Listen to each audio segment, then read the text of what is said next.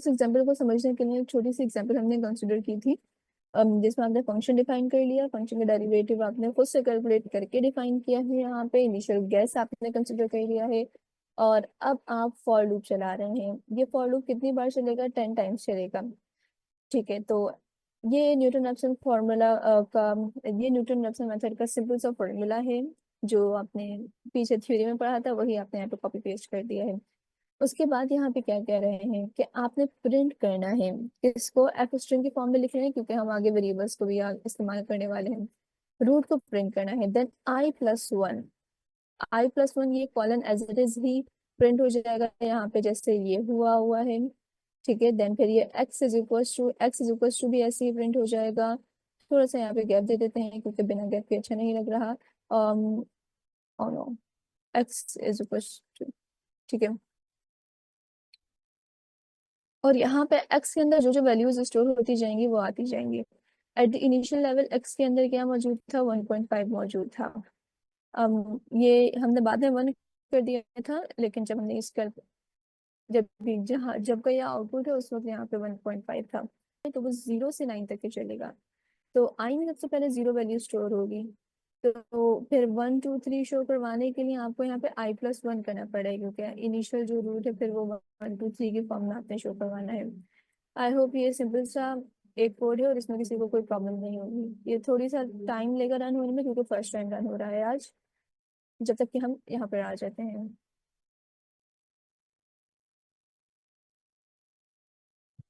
मुझे example clear हो गई है, इसमें हमने सारे रूट्स निकाल लिए हैं, 10 आइट्रेशंस कर लिए हैं। आप इसका आंसर भी देख सकते हैं, तो हम आगे बढ़ जाते हैं। अब हम केपेबल हैं कि हम इस एग्जाम्पल को समझ सकें। इस एग्जाम्पल में क्या हो रहा है? सबसे पहले आपने फंक्शन डिफाइन किया। फंक्शन डिफाइन करने के बाद आपने इसका डेरिवेटिव भी डिफाइन कर दिया है। देखिए, हम यहाँ पे डेरिवेटिव कैलकुलेट नहीं कर रहे हैं, हम यहाँ डेरिवेटिव सिर्फ डिफाइन कर रहे हैं। यानी कैलकुलेट आपने या तो अपने माइंड में किया हुआ है, या फिर लेट से कॉपी पेपर पे किया हुआ है, कॉपी पेंसिल यूज करते हुए किया हुआ है। नेक्स्ट आप क्या कर रहे हैं? एक फंक्शन डिफाइन कर रहे हैं जिसका नाम है न्यूटन रैप्सन। और ये कितने पैरामीटर्स एक्सेप्ट कर रहा है? एक तो ये इनिशियल वैल्यू ले रहा है, जो कि हम जानते हैं हमें चाहिए। एक टॉलरेंस आपने बताई हुई है। टॉलरेंस क्या करेगी कि अगर आपका आंसर बहुत छोटा आ रहा है, x⁻6 से भी छोटा आता है, तो आपका आपका जो कंप्यूटर है वो कैलकुलेशंस को स्टॉप कर देगा, इससे ज़्यादा छोटी कैलकुलेशन की तरफ नहीं जाएगा। सही है। और मैक्सिमम आइट्रेशंस आपने बताई हुई है कि 10 रखनी है, यानी कि आपका 10 रूट्स निकालने हैं, 10 टाइम्स रूट निकालने हैं, सॉरी। देन प्रिंट है एफ स्ट्रिंग इनिशियल गैस से। एफ स्ट्रिंग के बाद कोटेशंस में आपने initial guess, then colon and x0 is equal to, यहाँ तक की जो पूरी वैल्यू है ये एज इट इज जाके प्रिंट हो जाएगी। और ब्रैकेट में जो हमारे पास x0 लिखा हुआ है, ये क्या करेगा? ये x0 के पास जाएगा, उसकी वैल्यू देखेगा और फिर यहाँ पे पुट कर देगा। जैसे कि यहाँ पे क्या है, न्यूटन रैप्सन मेथड एक पैरामीटर एक्सेप्ट करना चाहता है जिसका नाम x0 हो। तो अभी इससे पहले तो हमने यहाँ पे इसको डिफाइन नहीं किया हुआ, लेकिन हमने यहाँ बिल्कुल आखिर में इसको डिफाइन किया हुआ है कि न्यूटन रैप्सन मेथड को एक पैरामीटर हमने पास कर दिया है, जो कि क्या है? 1.5 है। सो x0 की वैल्यू ही आपको अलग से डिफाइन करनी थी, जो कि आपने नीचे की हुई है। देन टॉलरेंस आपने फंक्शन को डिफाइन करते वक्त ही डिफाइन कर दी है। टॉलरेंस की वैल्यू आप देख सकते हैं x⁻6, और आइट्रेशन की वैल्यू भी आपने टॉलरेंस को डिफाइन करते हुए ही डिफाइन कर दी है। सो आपको यहाँ फंक्शन को कॉल करवाते वक्त इन दोनों चीजों को एक्सप्लेन करने की जरूरत नहीं है। आई होप ये क्लियर है। नेक्स्ट, अब हम क्या देख रहे हैं? फॉर लूप आपने इस्तेमाल किया है। फॉर लूप इस्तेमाल करने का मकसद क्या है? क्योंकि हमने बार बार एक ही काम करना है, बार बार एक ही फॉर्मूला यूज करना है, तो उसके लिए आपने फॉर सिंपल फॉर लूप का इस्तेमाल किया है। For I in range, for I in range और मैक्सिमम आइट्रेशन, यहाँ पे अपने पास के लिए मैक्सिमम आइट्रेशन में किसकी वैल्यू स्टोर है? 10 की वैल्यू स्टोर है। ठीक है।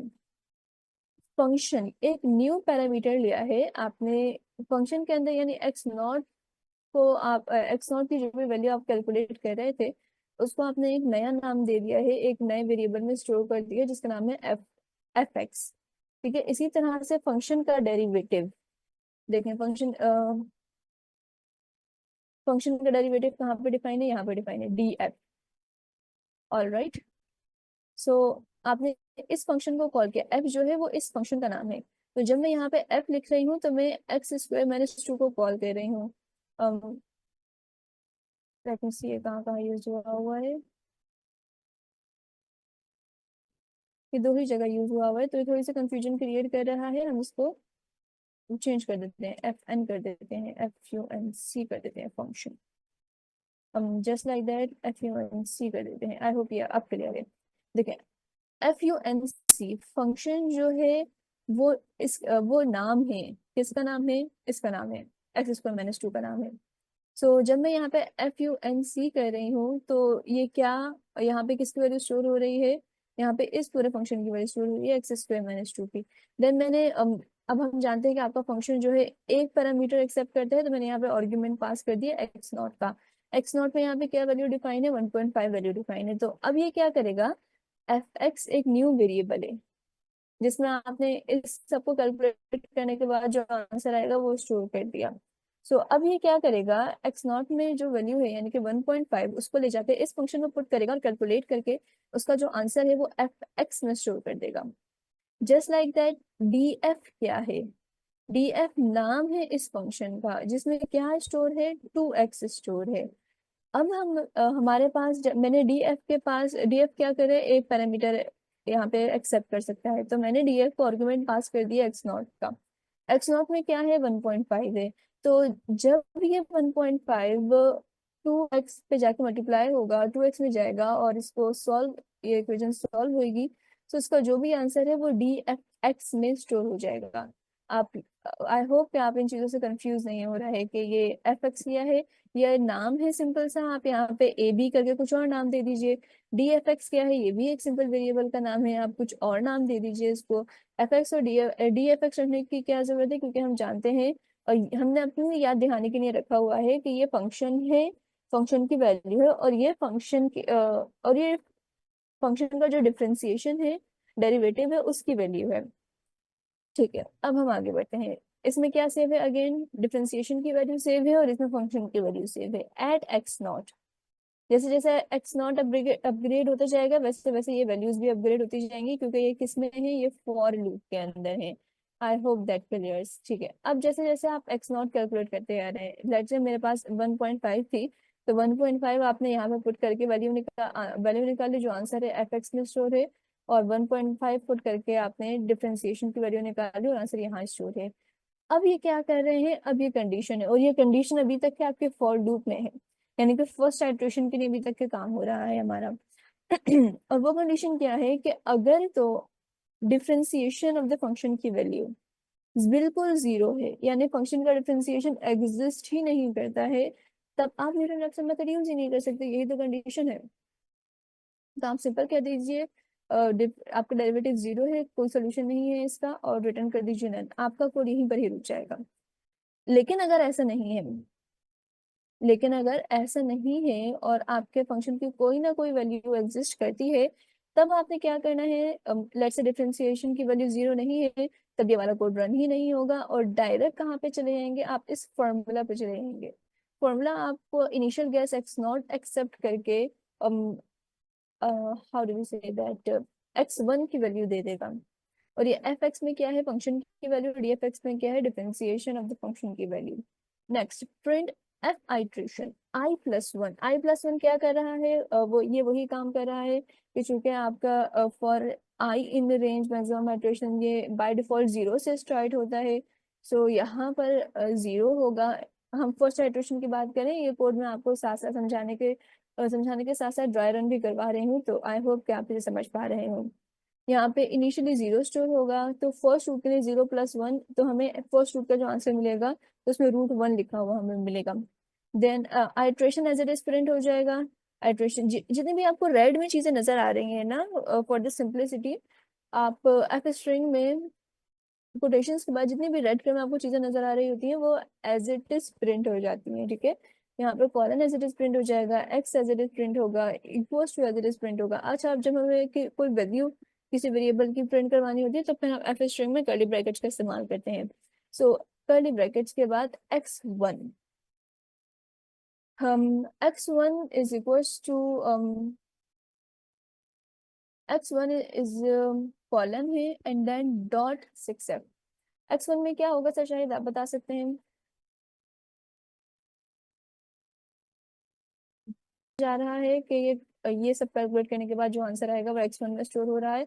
सो हम्म। x1 के पास जो भी वैल्यू होगी वो यहाँ पर आ जाएगी, देन ऐसे। कॉलन एंड देन 0.6 है। अच्छा, ये जो 0.6f है ना, ये आप फॉर्मेटिंग के लिए इस्तेमाल करते हैं पाइथन में। हम जानते हैं कि आप चूंकि अप्रोक्सीमेशंस के ऊपर काम कर रहे हैं यहाँ पर, तो आपका आंसर काफी लंबा हो जाता है। लाइक वन, आपने नेगेटिव के लिए तो टॉलरेंस यूज की हुई है 0.00, यानी एक्सपोनेंट -6 की आपने टॉलरेंस यूज की हुई है कि ये इससे ज्यादा छोटा ना जाए। अब अगर पॉजिटिव है, यहाँ पे आपने टॉलरेंस माइनस में यूज की हुई है, नेगेटिव एक्सपोनेंट। अब अगर पॉजिटिव है, लेट्स से 1 पॉइंट समथिंग है, और ये आंसर जा रहा है आपका 8 तक, या लेट्स से 10 तक जा रहा है, तो इतने लंबे लंबे नंबर्स कैलकुलेट करने से कंप्यूटर की एफिशिएंसी पे फर्क पड़ेगा ना, राइट? राइट और रॉन्ग? हम्म। सो पॉइंट एफ, यहाँ 0.6 ओ एफ है। सॉरी सॉरी सॉरी मैम, मुझे अब समझ आ गई, मैं मिस कर गया था, ये लिमिटेशन कर देते हैं वो वैल्यू की। Exactly. So o point sorry ma'am. Six F use करने के बाद आपका जो भी एक्स वन का जो भी आंसर आएगा ना, वो इसको 6 डेसिमल पॉइंट्स तक के रखिएगा, बस। उसके बाद एफ ऑफ एक्स आप ऐसे ही प्रिंट करवा रहे हैं, और फिर एफ ऑफ एक्स के आंसर के लिए आप f(x1), यानी एफ के अंदर जो भी x1 की चीजें मौजूद थी, ये वाली, इसको पुट करवा देंगे। हम्म। अच्छा, यहाँ तक की तो बातें क्लियर थी, और यहाँ तक कि आप काम करेंगे तो आपका काम हो जाएगा। लेकिन यहाँ इस कोड में थोड़ी सी मजीद एक्स्ट्रा चीजें भी बताई गई हैं, ये देखने के लिए कि आपका जो आंसर है, क्योंकि यहाँ पे आप इनिशियल गेस करते हुए हिट एंड ट्रायल मेथड का यूज कर रहे होते हैं, आपको खुद नहीं पता होता है कि आपने जो इनिशियल गेस यूज किया है, ये इसको यूज करते हुए आपका आपका आंसर कन्वर्ज करेगा या नहीं करेगा। सो उस चीज को भी इस कोड में टैकल किया गया है कि अगर तो absolute difference of initial value and calculated value is less than tolerance, तो आप कह दें कि कन्वर्ज है। इसका क्या मतलब हुआ? देखें, एक वैल्यू है इनिशियल गैस जो कि लेट्स से है 1.5, और एक वैल्यू है calculated value. Calculated value x1 जो आपने फॉर्मूला कैलकुलेट किया है ना, उसके बाद जो वैल्यू आई है, तो लेट से आपकी कैलकुलेटेड वैल्यू आई है 1 पॉइंट, इसके करीब करीब कौन सी वैल्यू होगी? एनीवेज, मुझे अभी फिलहाल नंबर याद नहीं आ रहा, लेकिन आप इसको ऐसे ही समझ लीजिए कि एब्सोल्यूट वैल्यू देने का क्या मतलब है। एब्सोल्यूट डिफरेंस ऑफ, इसको 49 कह लीजिए, यस, 1.49 ये आपकी कैलकुलेटेड वैल्यू आई है, और इसके आगे और भी होगी, 496 7, आगे सो ऑन। सो 1.4967 को अगर आप माइनस करें 1.5 से, सो चूंकि आंसर नेगेटिव में ही आएगा, क्योंकि हमारे पास 1.4 इनिशियल गैस पॉसिबल है। अच्छा, नेगेटिव में भी आ सकता है और पॉजिटिव में भी आ सकता है। यहाँ पे ये एब्सोल्यूट का इस्तेमाल करने, यहाँ पे ये जो मॉड साइन है, तो समा आप बता सकते हैं इसका इस्तेमाल क्यों किया गया है? मैम ये वो मीन के एक एब्सोल्यूट वैल्यू देता है जो नेगेटिव उसको खत्म कर देता है। हाँ, और एक एग्जैक्टली। मीन। जी। पॉजिटिव है तो वैल्यू पॉजिटिव ही रहेगी, और अगर नेगेटिव है तो उसको खत्म कर देंगे। सही है, तो अगर इसका आंसर लेस देन टॉलरेंस, तो टॉलरेंस क्या है? एक्सपोनेंट -6, यानी कि आपका आंसर फिलहाल तो इसका आंसर आ रहा है 0.0033, लेकिन अगर ये नंबर, ये वाला आंसर एक्सपोनेंट -6 से छोटा होता, तो इसका मतलब ये है कि आपका इनिशियल गेस और आपका कैलकुलेटेड आंसर, उन दोनों में डिफरेंस बहुत कम है। तो जब उन दोनों में डिफरेंस बहुत कम है तो इसका मतलब क्या है कि आप अपने एक्चुअल आंसर की तरफ मूव कर रहे हैं। यहाँ पे कन्वर्ज हो रहा है आंसर या नहीं हो रहा है, इसको कैलकुलेट करने का क्या तरीका है कि अगर आप इनिशियल गैस में और कैलकुलेटेड वैल्यू में एब्सोल्यूट डिफरेंस पता करें, अगर तो वो टॉलरेंस से कम आ रहा है यानी बहुत छोटा आंसर आ रहा है, जैसे 0.003, ये टॉलरेंस से तो कम नहीं है लेकिन ये भी स्टिल एक छोटा आंसर है। अगर आप देखें तो इस ये आंसर भी एक, आप नहीं कह सकते कि कन्वर्ज नहीं हो रहा। तो आपके पास शो हो जाएगा कि आपका जो भी गैस है वो ठीक गैस है, उससे कन्वर्जेंस हो रही है। और अगर तो ऐसा नहीं होता, इफ की स्टेटमेंट से बाहर निकल गए, यानी कि अगर तो ये वाली स्टेटमेंट फुलफिल नहीं होती, तो फिर क्या प्रिंट होगा? तो फिर हम ये कहेंगे कि एक्स नॉट में यानी इनिशियल गैस में जो वैल्यू है वही आपका कैलकुलेटेड वैल्यू में आप पुट कर देंगे और आप कहेंगे कि आपका आंसर कन्वर्ज नहीं हो रहा। यहाँ पे क्या क्या है, सिंपली आपने ऊपर जो आपने न्यूटन रैप्सन एक फंक्शन डिफाइन किया था, उसमें 1.5 इनिशियल गैस की वैल्यू पास की है, आर्गुमेंट की इनिशियल आर्गुमेंट की वैल्यू पास की है, और फिर क्या किया है, print F approximate root and यहाँ पे रूट की वैल्यू यानी इसकी कैलकुलेटेड वैल्यू। कोई मसला तो नहीं है इस कोड में? यहाँ पे क्या आ रहा है देखें, फर्स्ट आइट्रेशन में वैसे तो आपकी 10 आइट्रेशन तक के जानी थी, यानी कि 10 4 है ना, 10 तक के जाना था। लेकिन क्या हुआ, ये आंसर था, फिर ये आंसर था, देन 0.00 समथिंग। उसके बाद क्या होने लगा, आपका आंसर जो है यानी x1 में जो भी आपका आंसर स्टोर है और x0 में जो स्टोर है उसके बहुत ज्यादा कम डिफरेंस आने लगा। तो आपने कहा बस यहीं पर ही कन्वर्ज हो गया, स्टॉप कर जाइए। तो इससे आगे आपको 10 तक जाने की जरूरत नहीं, क्योंकि अगर आप 10 तक भी जाएंगे तो भी यही आंसर आएगा तकरीबन। ठीक है, कोई मुश्किल तो नहीं है। ये फंक्शन की वैल्यू है और रूट की जो वैल्यू है वो ये वाली वैल्यू है। अच्छा, तो अब हम आगे बढ़ते हैं। आप ये भी देख लीजिए कि यहाँ पे 4 4 1 1, then 4 4 2 2, then 1 1 and 4 4।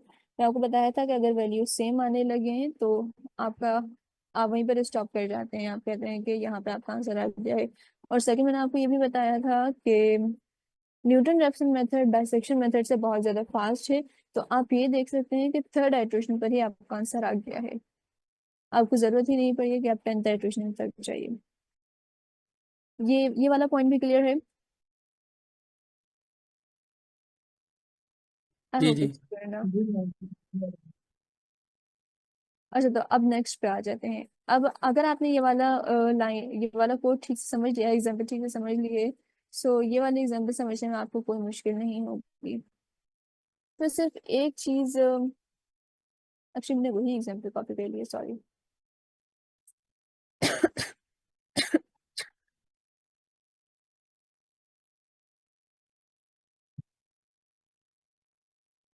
Alright, so the thing is that कि जो एग्जाम्पल मुझे आपको बतानी थी उसकी जगह मैंने पुरानी वाली ही एग्जाम्पल कॉपी कर ली है। लेकिन कोई बात नहीं, हमारे पास टाइम है तो हम ऐसे ही कर देते हैं।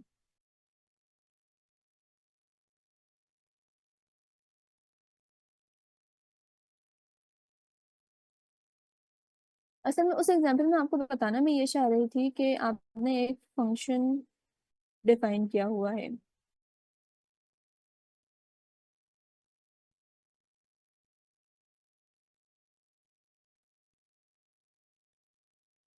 सर उसामा, बता सकते हैं फंक्शन किस तरह से डिफाइन किया हमने? मैम किधर बोला? FUNC रख लेते हैं, और फंक्शन में एक एक्स जा रहा होगा, ये भी ठीक है। फंक्शन कौन सा होना चाहिए?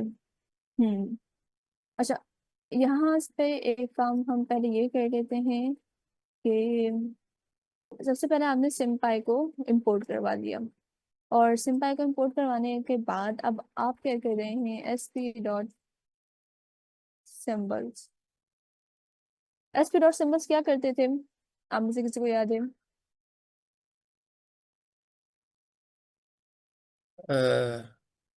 ये सिंबल शो करवाने के लिए है। हाँ देखिए, आपकी जो इक्वेशन है उसको डिफाइन, उस इक्वेशन में जो जितने सिंबल्स डिफाइन है, लेट्स एक्स वाई या फिर के, सो आप उनको पहले यहाँ पे डिफाइन करते थे। जैसे फिलहाल अगर तो हम बात करें एक फंक्शन की, एक्स स्क्वायर माइनस टू की, तो यहाँ पे एक सिंबल है एक्स, सो हमने उसकी बात करी, तो फिलहाल हम एक सिंबल से ही फंक्शन लेके चल रहे हैं। ओके, तो फंक्शन हमारे पास क्या है, F U N C function है हमारे पास x x double asterisk three. Double asterisk का क्या मतलब है? स्केयर में, मीन्स के पावर में। Exactly exactly. तो ये आपका फंक्शन डिफाइन हो गया है। अब फंक्शन डिफाइन होने के बाद फंक्शन का डेरिवेटिव भी डिफाइन होना चाहिए। तो फंक्शन का डेरिवेटिव हम यहाँ पे कैलकुलेट नहीं कर रहे खुद से। ऊपर वाले एग्जांपल में मैंने आपको क्या बताया था कि आपने यहाँ फंक्शन का डेरिवेटिव डिफाइन किया है, यानी कि आपने उसको खुद से कैलकुलेट किया हुआ था। अब हमने कहा कि हम क्योंकि कंप्यूटर से काम करवा रहे हैं, तो हम नहीं चाहते कि हम कुछ भी डिफरेंशिएशन वगैरह कैलकुलेट करें, कंप्यूटर उसको खुद ही कर दे। So S P dot D I double F, ठीक है, यही लाइन ऑफ कोड है सिम्पाई को यूज करते हुए डिफरेंशिएशन पता करने की। एस पी डॉट क्यू है क्योंकि हमने सिम्पाई को एज एस पी इम्पोर्ट करवाया था। अच्छा, अब डिफरेंशिएशन में मैं यहाँ पे क्या लिखूंगी, यहाँ पे अगर तो आपको याद है तो भी ठीक है, नहीं याद है तो आपको हम ऐसे ही बता देते हैं कि हमें डिफरेंशिएट करना है। किसको डिफरेंशिएट करना है? एफ यू एक्स एन, को। नहीं, एफ यू एन सी को डिफरेंशिएट करना है, यानी यहाँ पे जो भी वैल्यू पड़ी हुई है इस सब को डिफरेंशिएट करना है। ऐसे ही है ना? बिल्कुल। अच्छा, अब किसके रिस्पेक्ट से करना है? वो एक्स के ही। एग्जैक्टली तो आप यहाँ पे सिंपल एक्स लिख लीजिए।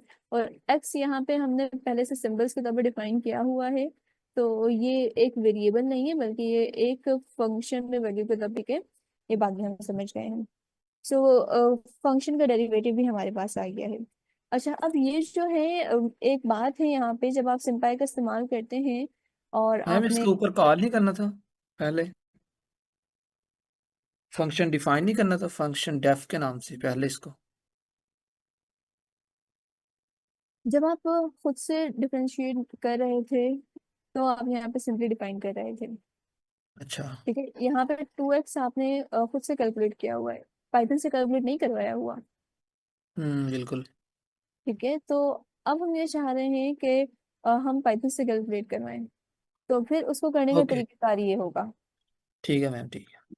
ठीक है, वैसे तो ये सेम पाई का काम हमने पहले से पढ़ा हुआ है ऑलरेडी, और हम इससे पहले एग्जाम्पल में मैं आपको ये भी बता चुकी हूँ कि न्यूटन रैप्सन मेथड को किस तरह से आप कोडिंग को यूज करते हुए सॉल्व करते हैं। सो अब जस्ट मैं उन दो चीजों को कंबाइन करना चाह रही हूँ, तो आई होप कि इसको समझने में मुश्किल नहीं होगी। ठीक है, तो यहाँ तक की बात हो गई। मैं आपको ये बता रही थी कि जब आप इस तरह से काम करते हैं, सिंपल को यूज करते हुए आपने सिंबल्स को डिफाइन किया है और फिर आपने यहाँ पे इनकी वैल्यूज को कैलकुलेट किया, डिफरेंशिएट डिफरेंशिएट करवा लिया है। तो अब क्या होना है, इसमें जो आंसर है वो सिंबॉलिक आंसर स्टोर्ड है। यहाँ पे आपने सिंबल डिफाइन किया था ना, सिंबल एक्स, तो यहाँ पर जो भी आंसर स्टोर्ड है फंक्शन का डिफरेंशिएशन, वो in the form of symbols है, नंबर नहीं है। जैसे कि यहाँ पे क्या हो रहा था, यहाँ पे हमने सिंपली फंक्शन डिफाइन कर दिया था एक्स स्क्वायर माइनस टू। अब मैं एक्स की वैल्यू यहाँ पे जो भी पुट करूँ वो यहाँ पर आके पुट हो जाएगी और वो कैलकुलेट हो जाएगी। जबकि यहाँ ऐसा नहीं होगा, क्योंकि ये जो आपके पास आंसर देता है बाय डिफॉल्ट सिंबल्स में देता है, नंबर में नहीं देता, न्यूमेरिकल वैल्यू में नहीं देता। तो अब इसके लिए हमें क्या करना पड़ेगा? सिंपल वैसे हमें आपको पहले ही बता चुकी थी जब हम पढ़ रहे थे कि ये एनालिटिकल सॉल्यूशंस के लिए इस्तेमाल होता है, लेकिन डिफरेंशिएशन सिंपल को यूज करते हुए आसानी से हो सकती है, तो फिलहाल हम ये इसको एनालिटिकली सॉल्व कर रहे हैं। ठीक है, numerical integration, pure numerical integration technique solve करने के लिए आपको साइपाई का यूज करना होता है। सो यहाँ पे ये बात हम समझ गए हैं कि ये यहाँ पे जो भी आंसर स्टोर होगा वो सिंपाई के मेथड के मुताबिक सिंबॉलिक आंसर होगा। आप उसको न्यूमेरिकल वैल्यूज में यूज नहीं कर सकेंगे, यानी अगर मैं चाहूँ कि यहाँ पे एक्स स्क्वायर एक्स की वैल्यू 1.5 करके मैं इसको कैलकुलेट करवाना चाहूँ तो मैं ऐसे नहीं कर सकूंगी, उसके लिए मुझे एक और लाइन ऑफ कोड लिखनी पड़ेगी। और वो क्या है कि सिंपाई आपको या सिंपल आपको अलाउ करता है कि आप अपने फंक्शन को, सिंबॉलिक फंक्शन को न्यूमेरिकल में चेंज कर सकें। किस तरह से? उसके लिए एसपी हम क्या, एसपी यूज करते हुए हम सिंपली क्या कॉल करवा रहे हैं, सिंपैक को कॉल करवा रहे हैं। और जो फंक्शन है आपका है वो है लेमडिफाई। ये है फंक्शन जिसको यूज करते हुए आपने numerical values, sorry symbolic values को न्यूमेरिकल वैल्यूज में कन्वर्ट करवा लेते हैं। अभी ये आपके पास क्या क्या एक्सेप्ट करता है? ये आपके पास एक्सेप्ट करता है कि सबसे पहले आप ये बताइए कि आपका सिंबल कौन सा था, यानी कौन से सिंबल को आपको न्यूमेरिकल में कन्वर्ट करना है। तो वो सिंबल था एक्स।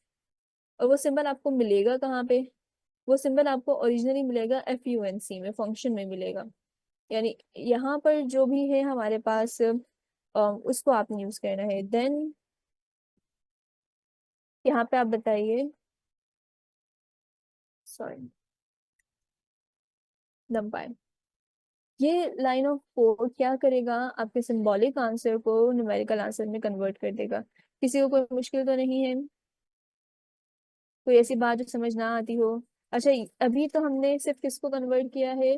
फंक्शन के आंसर को, जो सिंबल में था उसको न्यूमेरिकल वैल्यूज में कन्वर्ट किया है। या अभी हमने डेरिवेटिव के लिए काम कर दिया है? नहीं किया है।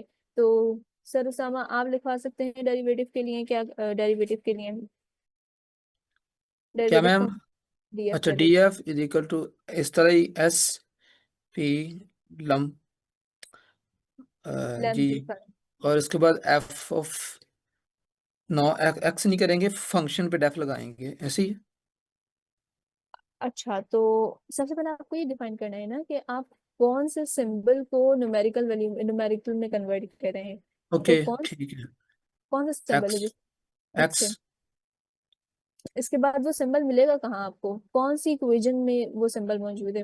वो यही मैम मैं कहने लगा था, पहले एक्स एज इट इज आ जाएगा और फिर डेफ फंक्शन। Function DIR। ठीक है, कोई मसला तो नहीं। और फिर उसको कन्वर्ट किस हाँ में करना है?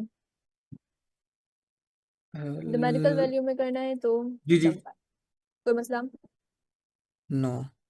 नहीं है। ठीक है, अब इसको यूज करते हुए आपने फंक्शन को न्यूमेरिकल वैल्यू में कन्वर्ट कर दिया है, और इसे यूज करते हुए आपने फंक्शन के डिफरेंशिएशन को कन्वर्ट कर दिया है। यहाँ तक की बातें क्लियर हैं, तो अब हम आगे बढ़ते हैं। बस यही, ये यहाँ तक के काम सॉरी, जो काम आप पहले, आपने डिफरेंशिएशन खुद से कैलकुलेट की हुई थी, अब आपने डिफरेंशिएशन कैलकुलेट करने के लिए सिंपली क्या किया है, ये 3 लाइंस एक्स्ट्रा यूज की हैं। एक्चुअली टोटल 5 लाइंस है। सिंपैक का इस्तेमाल करते हुए आपको डिफरेंशिएशन करवानी है, तो आपको ये लाइंस यूज करनी पड़ेंगी। और उसके बाद आपका वही वाला कोड है जो हम पहले पढ़ चुके हैं, कि आपने डेफ कर दीजिए। डिफाइन कर रहे हैं, किसको डिफाइन कर रहे हैं? न्यूटन रेफसन को डिफाइन कर रहे हैं, तो NADRAP लिख देते हैं सिर्फ। सॉरी। अच्छा, न्यूटन रेफसन मेथड, पहले आपके पास क्या क्या पैरामीटर्स आपने पास किए थे? एक तो इनिशियल वैल्यू पास करवानी है, इनिशियल वैल्यू का X0 कह रहे हैं। एक और क्या था, जल्दी बताइए। टॉलरेंस, टॉलरेंस किसके बराबर थी? माइनस वन सिक्स, एक्सपोनेंट के बराबर, एक्सपोनेंट माइनस। -6। और इसके साथ साथ क्या था? मैक्सिमम आइट्रेशन थी। मैक्सिमम आइट्रेशन आपने कितनी रखवाई थी? Maximum ITR is equal to 10। बिल्कुल सही है सर शाहिद। इसके बाद पूरा कोड वही है। ठीक है। न्यूटन रेफसन मेथड के लिए आपने क्या करवाना है, पहले तो इनिशियल गैस से रखना है।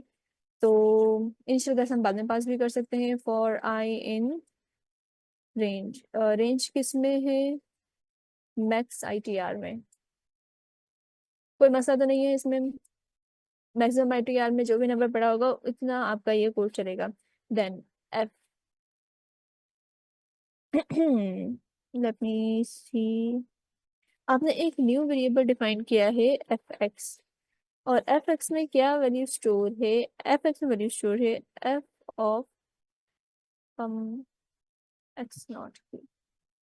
Where is X0? X0 यहाँ पे क्या हो रहा है इसको बताएंगे प्लीज? मैं आपको वैसे तो पहले ये बता चुकी थी। मैम एक तो एफ एक्स का कर लिया मेरे ख्याल, और इसके बाद फिर दूसरे का करना है, डी एफ का। यस। अच्छा, DF आप यहाँ पे पहले यूज कर चुके हैं, तो आप DFF यूज कर लीजिए अब। जी। ये जो है आप खुद से यूज कर रहे हैं, एक बस आंसर्स हैं, उसके नाम है वेरिएबल्स के, तो आप कुछ भी रख सकते हैं। ओके। ठीक है।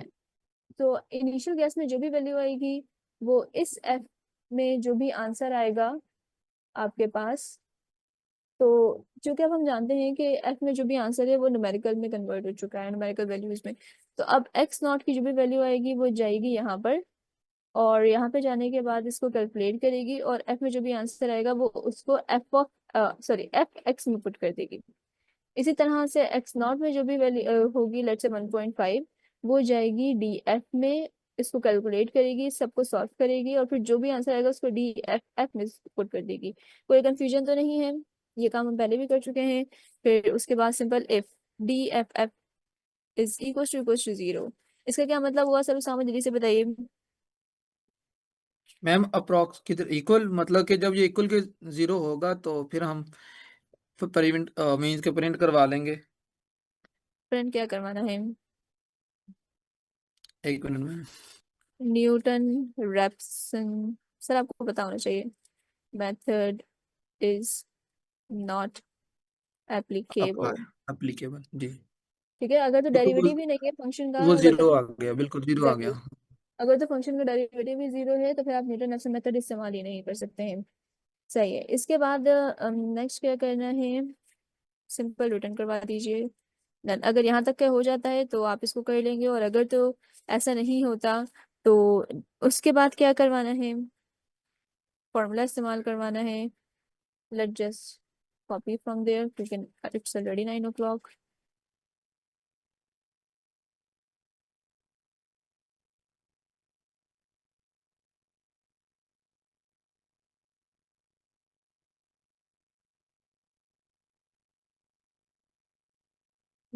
और डी एफ नहीं है यहाँ पे, ये डी एफ एफ है, और एक्स भी हटा दीजिए। अब ये एरर क्यों आ रहा है, क्या हमने x1 नहीं बताया? x1 is equal to F X upon D F F X, then print.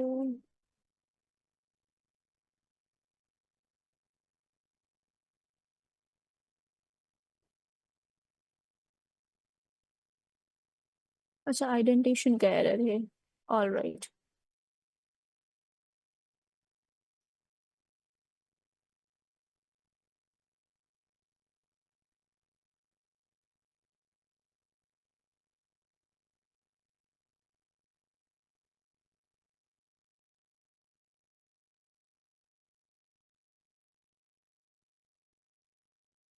तो ये हमने वहां ऊपर से कॉपी करवाया था, तो आइडेंटिफिकेशन का एरर आ रहा था, इसको रन करवा दीजिए and here is your answer. Initial guess is equal to this. Ma'am एक मिनट ऊपर नहीं हो गया? जी आप कहिए। है, मैं चाह रही थी कि हम इसको कंप्लीट कर लें, और इसमें अभी भी कोई एरर आ रहा है। मैम नीचे एरर देख लेते हैं, वो कौन सा है, रीड नहीं कर लेते? और add object add object is not callable. Callable, callable. अच्छा। तो न्यू सही है, सही है, सही है, मैंने यहाँ पे नाम चेंज नहीं करवाया क्योंकि मैंने यहाँ पे इसका नाम रखा था न्यू रैप, और पीछे से हमने कोड कॉपी किया है तो इसका नाम न्यूटन रेप्सन रखा हुआ है। अब बिल्कुल। इसका आंसर आएगा। ठीक है, सारी बात क्लियर हो गई है। फर्स्ट जी बिल्कुल। साइट्रेशन पे ही आपकी आपका आंसर नहीं आया तो आप इसने बता दिया कि कन्वर्ज नहीं हो रहा है। ये पूरा कोड है, हमने देख लिया है, आज इंटरनेशनल मेथड कंप्लीट कर लिया है, इंशाल्लाह कल हम सेकंड मेथड की तरफ जाएंगे। और दोनों तरह से हमने देख लिया है कि आप इसको मैनुअली कैसे कैलकुलेट करते हैं, कोडिंग के थ्रू कैसे कैलकुलेट करते हैं। कोडिंग के थ्रू भी हमने देखा कि आप सिंपल अपने फंक्शन इक्वेशन को पुट कैसे करते हैं, और अगर तो आपने डिफरेंशिएशन कैलकुलेट डेरिवेटिव कैलकुलेट करवाना है तो उसका इस्तेमाल कैसे करते हैं। आपका बहुत बहुत शुक्रिया ज्वाइन करने